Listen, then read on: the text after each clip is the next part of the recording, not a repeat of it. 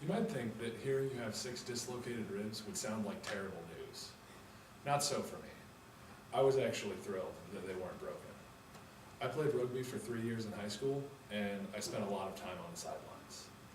But this time I was only on the sidelines for 5 weeks, and I was able to practice in just 3. Like I said, I played rugby for 3 years in high school, and I think that it at least partially helped me get to where I am today. It instilled in me a strong sense of self-discipline and an appreciation for working with teams. I came back from my first scrimmage with a split lip, and I tasted blood and grass for hours afterwards, but I can't imagine anything that would have been more enjoyable. Before I played rugby, I had never played any sports outside of PE, and you might wonder why I would choose to start with rugby, which is notorious for being dangerous and generally unsafe. I chose it because it seemed like a challenge, and I felt like I needed to do something that would be more challenging because I didn't feel like I had anything to apply myself to.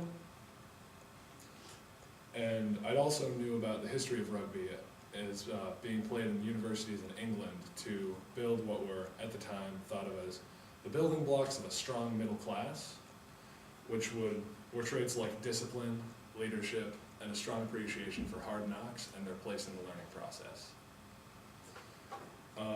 Rugby used to, and still is, a sport where you can stave in somebody's ribs during a game and be congratulated afterwards like it never happened.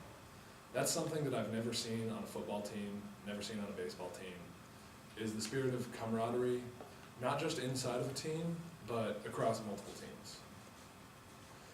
My rugby coach inspired me to apply myself more than I'd ever applied myself to anything before. I felt driven to be the best that I could be, and that was partially because there was never any good enough. You could always be better, you could always be faster, there was always more that you could do. Practice was 4 days a week. I took the other 3 days and still trained because I felt like I could do better, like I could go that extra mile. This ball is the game ball from the last game of rugby that I played in high school. It wasn't a championship game, it wasn't even league. It was a pickup game on the last day that I was in high school, and it was the last time that I saw some of my teammates. I keep it because it's a reminder of how hard I worked and the amount of drive that I'm capable of putting towards any goal. Rugby changed me for the better.